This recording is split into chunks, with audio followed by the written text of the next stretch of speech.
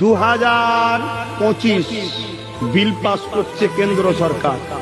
2024-এ already রাজ্যের মমতা সরকার ওয়াকফ বোর্ডে দুটো অমুসলিমকে ঢুকিয়ে দিয়েছে।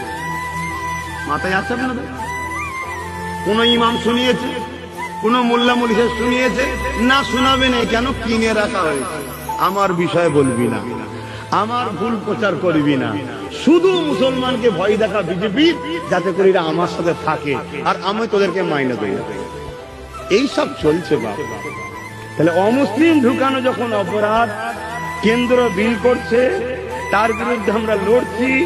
রাজ্য অলরেডি দুটো অমুসলিমকে ঢুকিয়ে রেখেছে। রেকর্ডিং হচ্ছে না, হয়নি?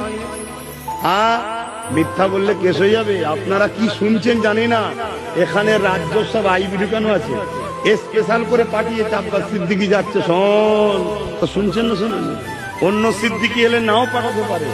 আব্বাস সিদ্দিকী যখন যাচ্ছে, জলদি করে যা, একদম কাজ কাম খাওয়া দাওয়া সব ছেড়ে দে, পুরো তথ্য দিবি, প্রমাণ সহ কথা বলছি। শুনছেন তো নাকি? তাহলে বলুন, রাজ্য সরকার বিজেপি সরকারের থেকে 1 বছর আগে আমাদের ক্ষতি করছে না? করেন? এর প্রতিবাদটা করবে কে? এর প্রতিবাদ করবে কে? হ্যাঁ, আব্বাস সিদ্দিকী বললে খারাপ না, থাক, ওই জন্য বলা বন্ধ করে দিলাম।